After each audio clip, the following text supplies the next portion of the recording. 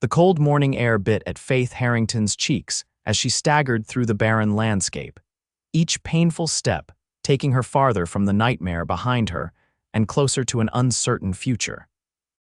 Her right eye had swollen shut, her lip was split, and bruises in various stages of purple and yellow marked her arms where the sleeves of her tattered dress had been torn away. She hadn't eaten in 2 days, and the water from her canteen had run dry hours ago.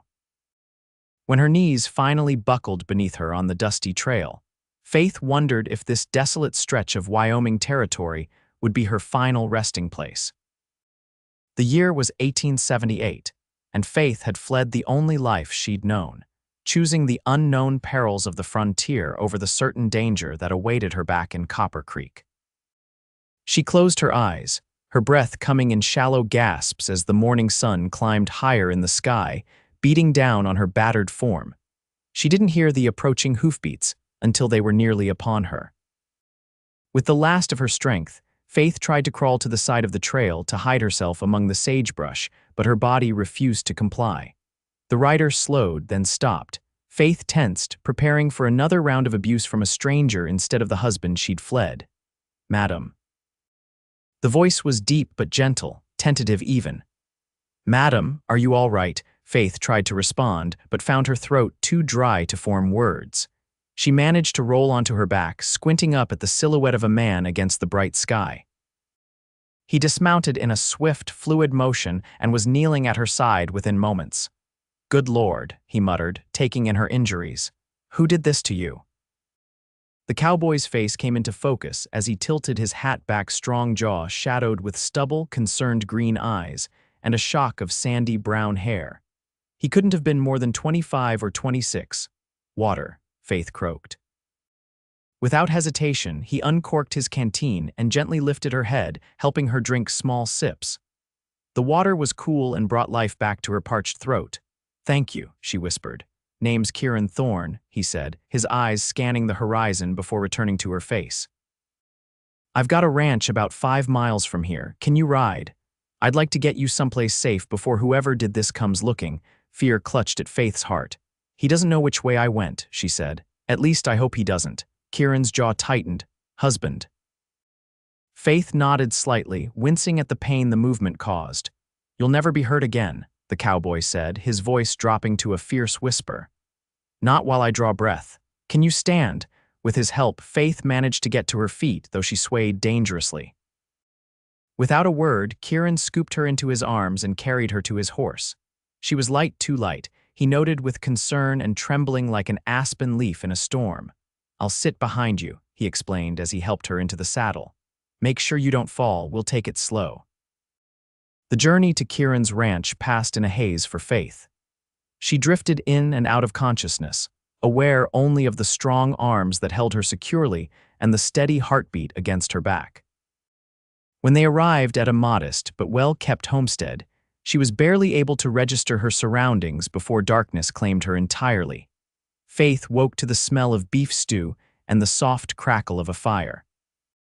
For a moment, disorientation clouded her mind. The bed beneath her was soft, the quilt covering her was clean, and nothing hurt quite as much as it had before. She blinked, her vision clearing to reveal a small but tidy bedroom. A woman with gray streaked hair was placing a bowl on the bedside table. "There you are," the older woman said, her face crinkling into a smile. "I was beginning to wonder if you'd sleep straight through to tomorrow. I'm Martha Jones, Mr. Thorne's housekeeper." "Faith Harrington," Faith replied, her voice still rough. "How long have I been asleep?" "Nearly a full day. You were exhausted, poor thing, and those injuries needed tending." Martha helped Faith sit up against the pillows. "You've got 2 cracked ribs, a sprained wrist, and more bruises than I care to count, but nothing that won't heal with time and rest." Faith's hand instinctively went to her face, finding the swelling around her eye had subsided somewhat. "Mr. Thorne is out checking the herd," Martha finished for her. "He'll be pleased to know you're awake. Now, do you think you could manage some stew? You need your strength." The stew was rich and flavorful, and Faith hadn't realized how hungry she was until the first spoonful passed her lips. She ate slowly, mindful of her split lip and the way her jaw ached when she chewed. "Has Mr. Thorne always lived alone?" Faith asked between bites, curiosity getting the better of her. Martha nodded. Since his parents passed 5 years back, left him the ranch, he's done well with it, considering most men would have sold off and headed to town. Kieran loves this land. She paused, studying Faith's face. He said you were running from someone. Faith set down her spoon, appetite suddenly diminished. My husband, Frank Harrington, we've been married 2 years. He wasn't always cruel, or maybe he was and I just didn't see it at first. Martha's expression softened.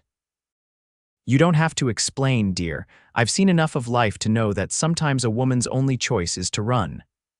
I don't want to bring trouble to Mr. Thorne's door, Faith said, tears filling her eyes. Frank won't just let me go. He's the kind of man who sees his wife as property, and he doesn't take kindly to having what's his taken away. Kieran can handle himself, Martha assured her, and this is his decision to make. For now, you focus on healing. Over the next few days, Faith regained her strength. Kieran proved to be a considerate host, giving her space while ensuring she had everything she needed. When she was able to move around more comfortably, he showed her the ranch, a modest operation with 50 head of cattle, a small vegetable garden, and a creek that provided fresh water year-round. It's not much, he told her as they sat on the porch one evening, watching the sunset paint the sky in shades of gold and pink. But it's mine, free and clear. No debts, no partners to answer to. Faith found herself drawn to his quiet confidence, the careful way he chose his words, and the respect he showed to Martha and the 2 ranch hands who helped with the cattle. He never pressed her for details about her marriage or the bruises that were slowly fading from her skin, but she could see the questions in his eyes. I was a schoolteacher in Copper Creek, she told him one night over dinner, breaking the silence that had fallen between them. That's where I met Frank. He owned the general store, was respected in town. My parents had both passed and I was alone. When he asked for my hand, it seemed like providence. Kieran listened without interrupting as Faith described the gradual change in her husband, how the charming man she'd married had revealed a violent temper once they were wed, how his jealousy and possessiveness had isolated her from friends, how the beatings had begun after she'd lost their baby 6 months into pregnancy. The last time was the worst, she said, her voice dropping to a whisper. He said if I couldn't give him a healthy son, I was worthless to him. I thought he might kill me, so I waited until he passed out drunk, took what little money I'd managed to hide, and ran. Kieran's knuckles were white where he gripped his fork, but his voice remained steady. You're safe here, Faith, for as long as you want to stay.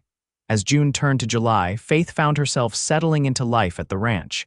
Her strength returned, and with it, a sense of purpose.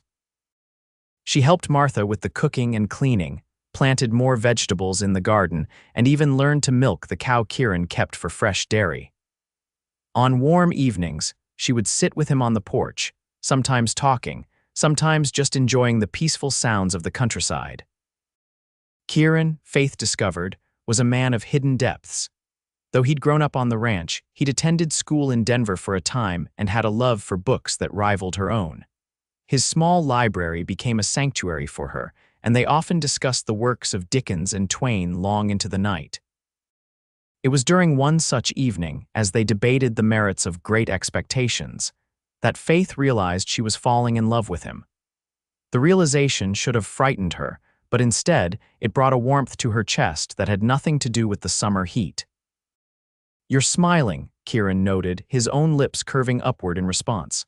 What's that about? I'm happy, Faith said simply. I didn't think I could be again, but I am. Kieran reached across the space between them and took her hand, his touch gentle. I'm glad. You deserve happiness, Faith. The moment hung between them, charged with possibility, until Martha called from inside that she was retiring for the night, breaking the spell.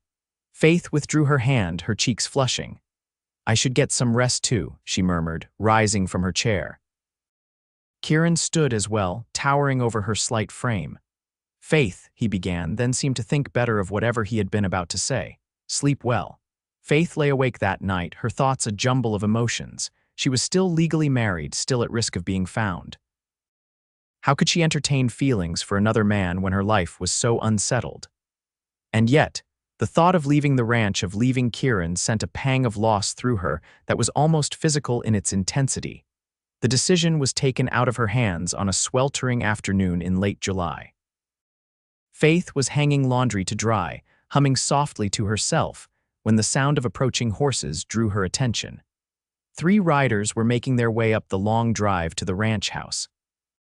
As they drew closer, her blood turned to ice. Frank Harrington sat atop the lead horse, his face set in the cold mask she knew all too well. Faith dropped the wet sheet she'd been about to hang and ran for the house, her heart pounding. Kieran was checking the fence line on the far side of the property. Martha had gone to town for supplies. The ranch hands were with Kieran. She was alone. She made it to the house just as the riders reached the yard.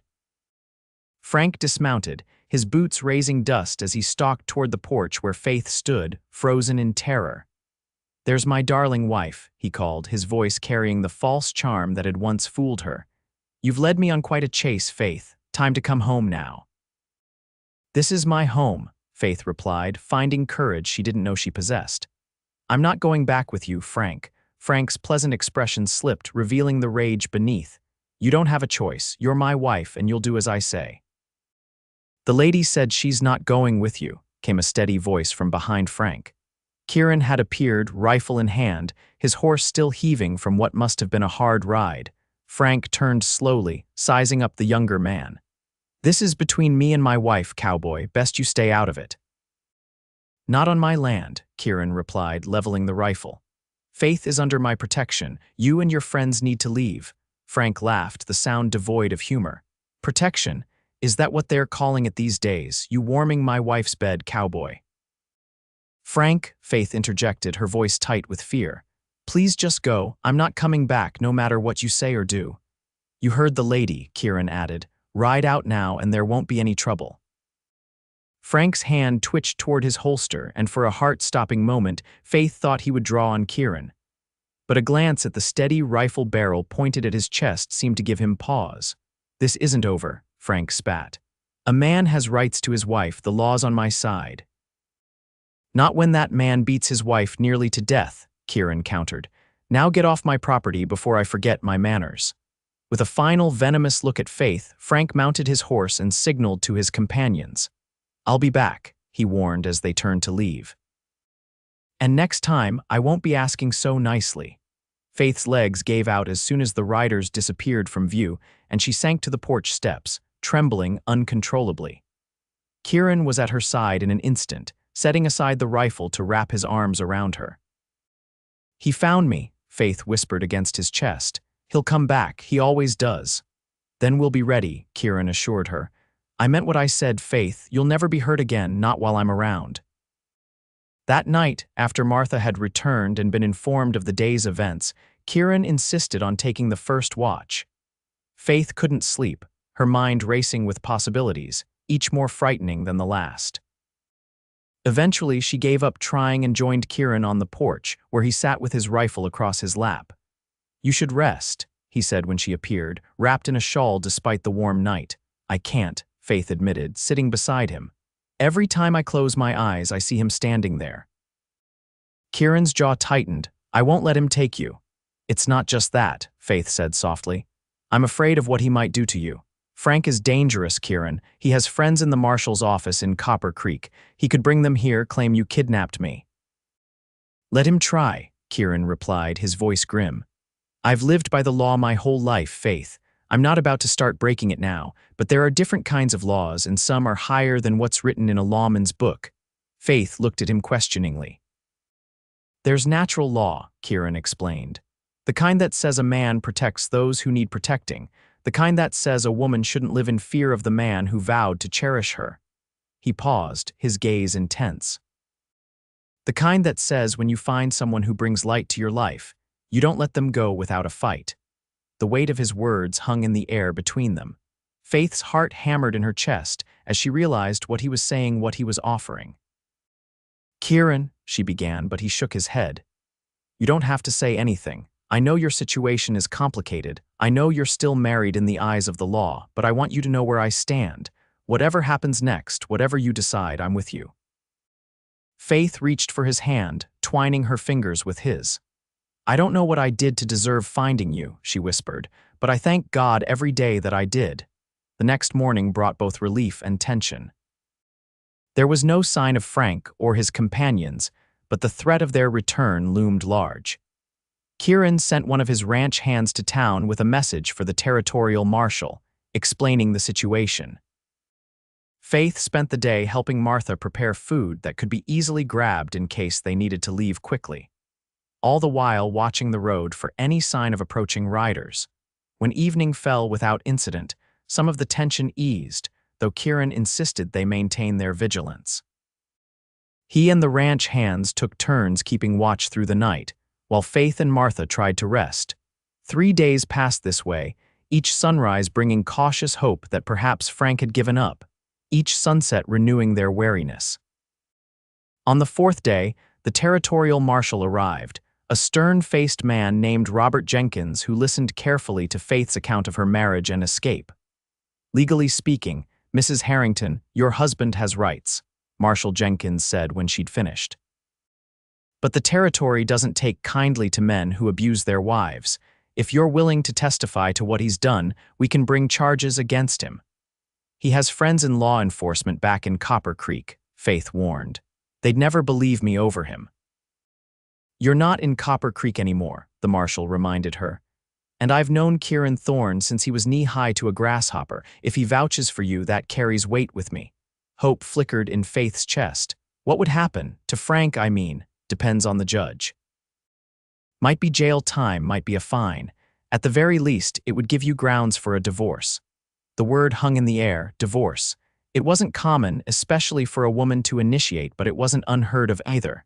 "Think about it," Marshal Jenkins advised, rising to leave.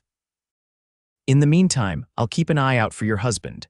If he shows his face in town, I'll have a word with him about crossing territorial lines to cause trouble." After the marshal left, Faith found Kieran in the barn, brushing down his horse with measured strokes. He looked up as she entered, his expression questioning. "The marshal thinks I have a case," she told him, "that I could file for divorce on grounds of cruelty." Kieran set the brush aside. "Is that what you want? Freedom?" Faith asked. "Yes, a chance to start over, to make my own choices." She took a step closer to him. "To be with someone who sees me as a person, not a possession? Yes, Kieran, that's what I want." The space between them seemed to shrink as Kieran moved toward her, his eyes never leaving hers. "Faith," he said, her name like a prayer on his lips. "I don't want to push you into anything you're not ready for." "You're not pushing," she assured him, reaching up to touch his face. "If anything, I've been holding back, afraid of what might happen if I admitted how I feel about you." Kieran covered her hand with his own, turning to press a kiss to her palm. "And how do you feel?" "Like I've been given a second chance at happiness," Faith whispered. "Like I've found home, not in a place, but in a person." When his lips met hers, it was gentle, mindful of her healing injuries, yet filled with a promise of passion to come.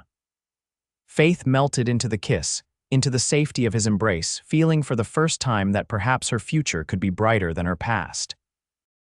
The decision to file for divorce was not one Faith took lightly. It would mean facing Frank in court, exposing the private shame she had carried for 2 years. But with Kieran's unwavering support and Marshal Jenkins' assurances that the law would protect her, she gathered her courage. The proceedings were set for early September in the territorial court in Cheyenne. As the date approached, Faith's anxiety grew. What if Frank brought witnesses to speak against her character? What if the judge didn't believe her account? What if Frank found a way to hurt her, or worse, to hurt Kieran before the court date arrived? "You're going to wear a hole in the floorboards," Kieran observed one evening as Faith paced the length of the parlor. They were due to leave for Cheyenne the next morning, and her nerves were frayed to breaking point. "I can't help it," she admitted. "I keep thinking of everything that could go wrong." Kieran rose from his chair and intercepted her mid-pace, his hands gently gripping her shoulders. "And I keep thinking of everything that could go right. Faith, no matter what happens in that courtroom, you're not alone anymore. If the judge grants the divorce, we'll celebrate. If not, we'll find another way." "Another way," Faith echoed. "What other way is there?" Kieran's eyes held a steely determination. "We could leave, California, Oregon, even up to Canada if need be, somewhere Frank Harrington could never find you." Faith was stunned by the offer. You would do that. Leave your ranch, your home, everything you've built here. In a heartbeat, Kieran replied without hesitation. This land, these buildings, they're just things. Important to me, yes, but not as important as you. Tears welled in Faith's eyes at his declaration. I love you, she whispered, the words escaping before she could contain them. Kieran's smile was like the sun breaking through clouds. I love you too, Faith Harrington. Have since the moment you opened those brave eyes of yours and asked me for water on that dusty trail. The journey to Cheyenne was long but uneventful. They traveled with Marshall Jenkins, who had business at the court as well, and stayed at a respectable boarding house run by a widow who asked no questions about their relationship. The night before the hearing, Faith barely slept, her mind racing with all the possible outcomes. When they entered the courthouse the next morning, Frank was already there, looking smug as he conversed with a well-dressed man who could only be his lawyer. Faith's steps faltered at the sight of him, and Kieran placed a protective hand at the small of her back, guiding her to their seats. The hearing was both worse and better than Faith had anticipated. Frank's lawyer painted her as unstable, suggesting her injuries were self-inflicted or the result of a fall. But when it was Faith's turn to speak, she found a strength she didn't know she possessed. She described the escalating abuse clearly and without embellishment, recounting specific incidents with dates and details that lent credibility to her testimony. Marshall Jenkins spoke on her behalf as well, describing the state she had been in when Kieran found her, too far from town for her injuries to have been caused by anything other than the abuse she claimed. The doctor who had examined her in Cheyenne the day before also testified to the evidence of healed fractures and scars consistent with her account. Throughout it all, Frank sat stone-faced, only occasionally whispering to his lawyer. It wasn't until the judge called a brief recess that he approached Faith, catching her alone when Kieran stepped outside to speak with Marshall Jenkins. You're making a fool of yourself, Frank hissed, his pleasant public mask slipping to reveal the cruel man beneath. No one will believe a hysterical woman over a respected businessman. Faith stood her ground, though her heart raced with fear. The truth is on my side, Frank. I'm not afraid of you anymore. His eyes narrowed dangerously. You should be. Even if you get your divorce, I'll find you. You're mine, Faith. Till death do us part, remember? Before she could respond, Kieran appeared at her side, his presence like a shield between her and Frank. Is there a problem here? He asked, his voice deceptively calm. Frank's smile didn't reach his eyes. Just having a word with my wife. Private matters between a husband and wife, you understand. She's not your property, Kieran stated, the muscles in his jaw working. And if you threaten her again, you'll answer to me. A tense silence stretched between the two men until the bailiff called everyone back into the courtroom. As they took their seats, Faith noticed with alarm that Frank's hand kept straying to his jacket pocket. A cold dread settled in her stomach. Was he armed? The judge returned, his expression grave as he regarded both parties. Having heard all testimony and considered the evidence presented, this court finds compelling reason to grant Mrs. Harrington's petition for divorce on grounds of extreme cruelty. A wave of relief washed over Faith, so powerful she nearly missed the judge's next words. Furthermore, Mr. Harrington is ordered to pay costs and to provide alimony in the amount of $20 per month for a period of 1 year, after which time Mrs. Harrington will be considered fully independent. Frank shot to his feet, his face contorted with rage. This is outrageous. She's my wife. I have rights. Not anymore, Mr. Harrington, the judge corrected firmly. And one more outburst like that will see you held in contempt of court. Frank's hand plunged into his jacket pocket, and Faith's warning cry came just as Marshall Jenkins tackled him from behind. A derringer clattered to the floor as the two men struggled, sending the courtroom into chaos. Within moments, Frank was subdued, his wrists secured behind his back as he spat curses at Faith and Kieran. The judge, visibly shaken, ordered him held on charges of attempting to bring a concealed weapon into a courtroom with intent to do harm. Are you all right? Kieran asked Faith, who stood trembling in the midst of the commotion. She nodded, unable to find her voice as the reality of what had just happened and what might have happened sank in. Marshal Jenkins approached them as Frank was led away. "He'll be facing serious charges for this," he told them grimly, "likely looking at several years in prison." "You should be safe from him for a good long while, Mrs. Harrington. Just Faith now," she corrected, a tentative smile forming on her lips. "Just Faith." They left Cheyenne the next day, the divorce decree securely tucked in Faith's bag alongside the judge's order for alimony. The journey home seemed lighter somehow, as if a shadow had been lifted from their path. They spoke of the future, of plans for the ranch, of books they would read together during the long winter evenings ahead. When the familiar silhouette of Kieran's homestead appeared on the horizon, Faith felt a surge of emotion that brought tears to her eyes. This place that had offered her sanctuary in her darkest hour was now truly her home. Martha was waiting on the porch, her weathered face breaking into a wide smile as they approached. "Well," she called, "how did it go?" "I'm a free woman," Faith replied, her voice steady and sure.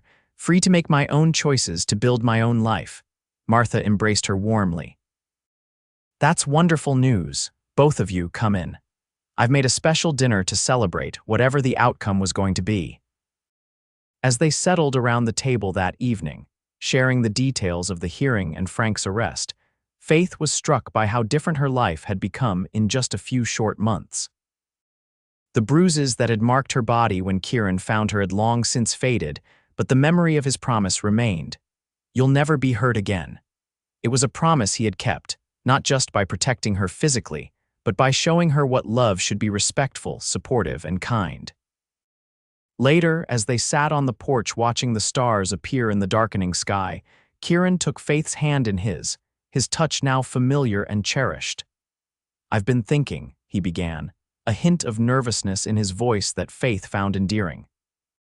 "I know it's soon, and I understand if you want to wait," but he paused, reaching into his pocket to withdraw a small ring, simple but beautiful, with a single pearl set in silver.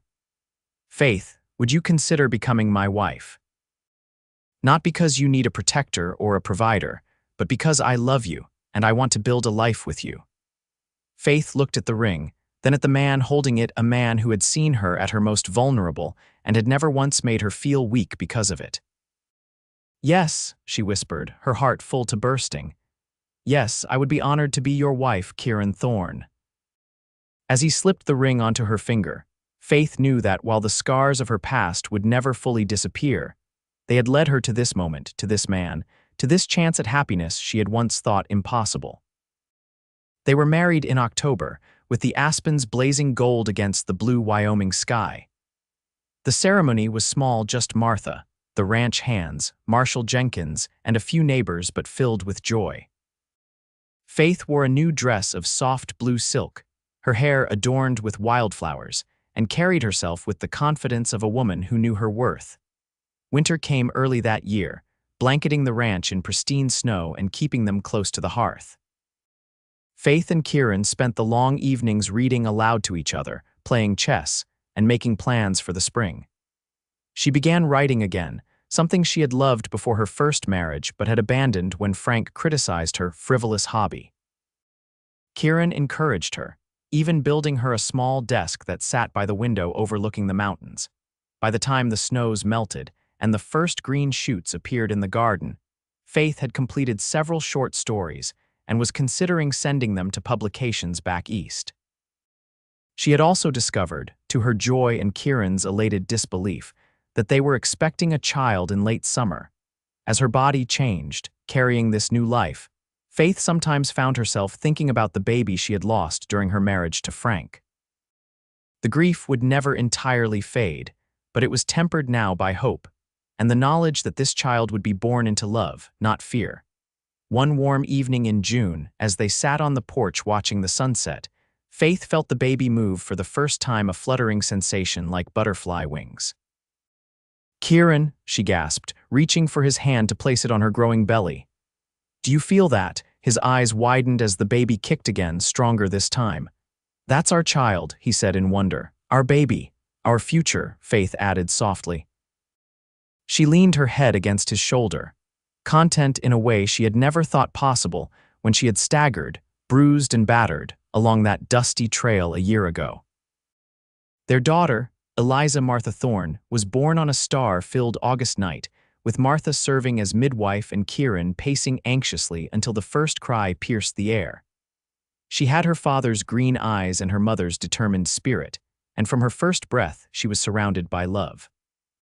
As Faith held her daughter in her arms, Kieran sitting beside them on the bed, his face alight with pride and tenderness, she knew that the promise he had made her that day on the trail had been fulfilled beyond anything she could have imagined. She was safe. She was loved. And she would never be hurt again.